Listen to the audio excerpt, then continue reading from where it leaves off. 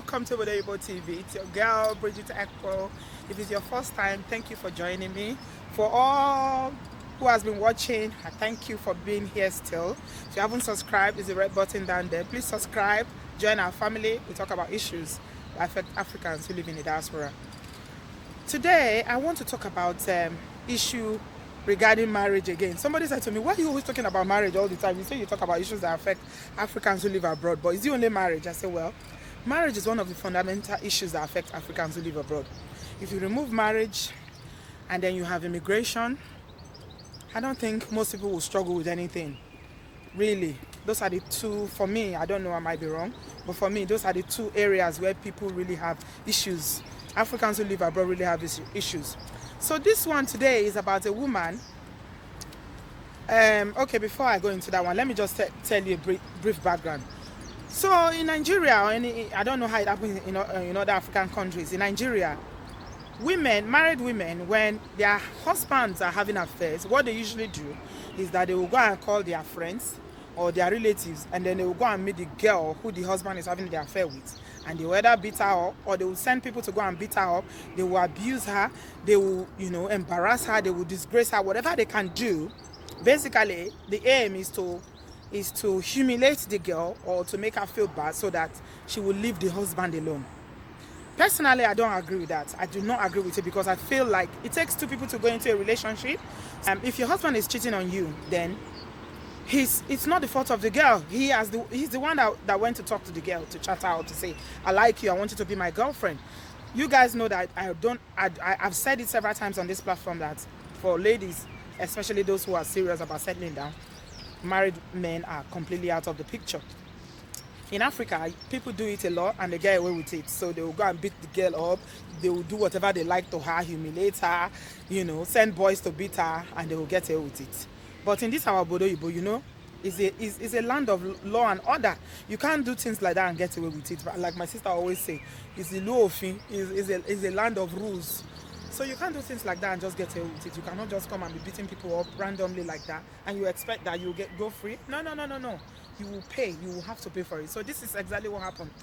So the story goes that in Brixton is in South London. For those who don't know, this 42-year-old woman called Obodo Ajayi went last year June to attack the husband's mistress, who she suspected of having an affair with the husband. So she met this girl in her Mercedes, where she was sitting outside in her Mercedes. In Okran, that's the name of the lady that is having an affair with this woman's husband. So she went there. She was shouting at her, saying, she's calling her the B word, saying, you cheating with my husband, sleeping with my husband. Why are you sleeping with my husband? You are effing with my husband. And then she started fighting her. She hit her with her bag. She poured the content of her bag on her heart. She took her wig off, beat her properly. And then the most bizarre thing that happened was that she took a bottle and then emptied the content of that bottle on her head. Ask me what's in the bottle. It contained bleaching, what's it called? Household, the bleach that we used to wash, sink, or that we used to do cleaning bleach. That's what was in the content of the bottle. She took the household cleaning bleach and poured it on this girl's head. So, of course, she was arrested, because you can't. This is not Africa where you can just do things and get away with it. So she was arrested, and then they took her to court, charged her, and then she was brought before the judge. And the account of the story says that the thing that saved this young lady's life was the fact that she had glasses on, and that was what protected her eyes, because bleach is a chemical ingredient that can harm the body. It can harm the skin. It's not meant to be used on skin or any human parts. So if it pours on your body, it's likely to burn you, or it's likely to cause damage to your body. So it's not something that should be poured on somebody's body. So she was taken to the hospital, and the account of the story says that it was the glasses that she wore that this Miss Okran's worn. The glasses, the sunshade that she wore, that saved her eyes. So people passerby poured her water, and then she was treated in hospital. So when the matter went to Her Majesty's courts, in this law and order that we live in called Obodo, this lady, Abosede, was sent to 2 years imprisonment for causing body harm. It's called GBH, grievous body harm. So that's violence. You cannot go and attack another woman, whether they are sleeping with your husband or not sleeping with your husband. You expect that you get away with it. It does not happen. This is Oyinbo. You cannot do it. This is Obodo. You can't do it. So it brings me to the question of why women always feel that when their husbands are cheating on them, it's the girl that they are cheating with or that they are having an affair with that is at fault. What about your husband? What about the man that you're living with? If he doesn't have enough respect for you as a human, as a wife and as a partner, and he decides to have a girlfriend, you too have respect for yourself now. Is it by force? Is it by do or die affair? Women have been doing this for a very long time in Africa, and it is wrong. If you have a problem with your husband, sort the problem out at home. Go and meet your husband if he's cheating on you or if you find out that he's having an affair, and resolve it. If you know you can't take it, you have respect for yourself and you have dignity for the sanctity of your marriage, then leave the marriage. Nobody is holding, it's not a do or die affair. But why should you go and attack again and say, oh, you are sleeping with my husband? Why are you having an affair with my... Is she the one that went to toast the man? Even if she's the one that went to toast the man, why did the man agree? Why did he agree to it? Why?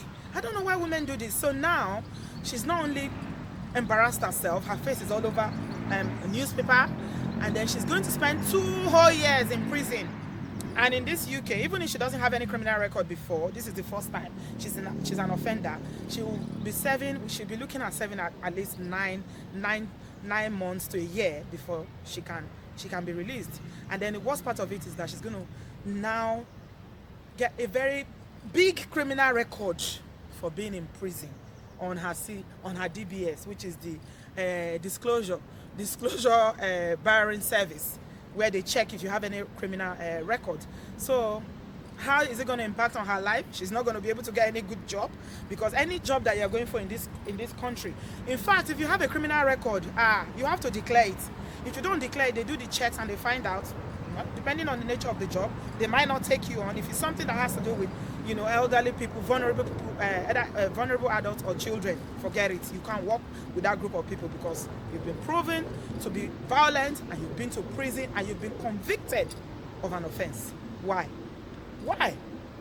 Why would you do that? I don't understand women. I don't understand African women. This thing pisses me off. I do not understand it. Why would you go to that extent to ruin your own life because of a man? Why? Would a man do the same for you? Will he? He won't. Have you ever seen 2 men fighting because of a woman? I haven't. Maybe if you have seen, tell me. Me personally, I've never seen 2 men fighting over a girlfriend or over one. It's me that will marry him, marry her. No, it's me that want to marry her. Then they start fighting. It's always women. They're always disgracing and embarrassing themselves because they've not seen man before. Why are you doing that to yourself? You should have some respect for yourself. If a man is cheating on you and you feel very bad about it, which is something that, he shouldn't be doing in the first place if he's married, but we all know African men, they cheat. It's not all of them. Not all African men cheat. I can say that because I know some who are very faithful to their wives. But if your husband is cheating on you, please don't take it out on his girlfriend. Go and resolve it. If you cannot stay with him or you feel like, you can't take it, then leave the marriage. You don't need to take it out to the extent that you're now so angry that you go out there and you start fighting and you end up going to prison. 2 whole years of your life. Then what happens to your children while you are in prison? I've visited prison before in this country in my line of work, and I've seen women, you're going to be locked up with people who have different kind of offenses, different kind of, people. Some of them are career criminals that all their life they've been in and out of prison. People who are, going to prison for all sorts of issues. Then you now, because of a bad decision that you took in the split of a moment, which if you probably had time to think about it thoroughly, you would not have done. You've taken that decision now, and the impact is that you're going to go to prison. Is it worth it?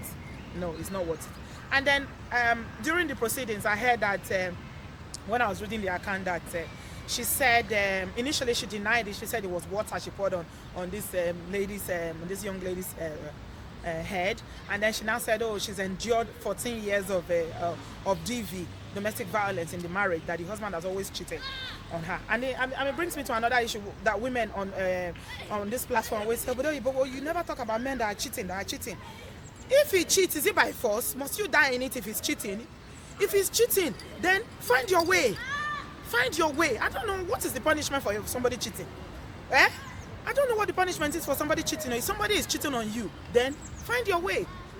Find your way. Marriage is not a do or die affair. They didn't lock you. It's not a prison that they locked you in that say, oh, you must stay in it. If you don't stay on it or whatever.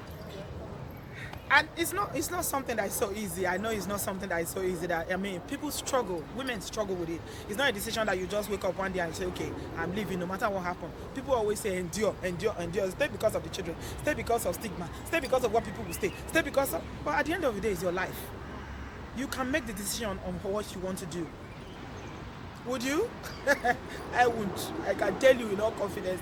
This why I don't know how to say it in Igbo. This me, this Brit girl, I cannot go to prison for any man. It's not possible. I value my life. I love my freedom too much. So women, please stop it. This is 2018. Give yourself some dignity and some respect. If a man is cheating, find a way to deal with it or move ahead. You might even find somebody better. I don't know. I'm not encouraging marriages to end, but at the end of the day, this is not the way to resolve it. Violence is never the answer to anything. You cannot go and attack people and you expect that there won't be consequences. In this country, this Obodo, there's consequences for every action. So you can't do that. So it's been your girl Brit. I hope you've enjoyed this video. It's a lesson for all of us. Please do not go to prison. Don't fight. Like and subscribe. This is the red button down there. Subscribe. Follow me on all social media. It's Obodo TV, and I'll catch you in my next vlog. Bye bye.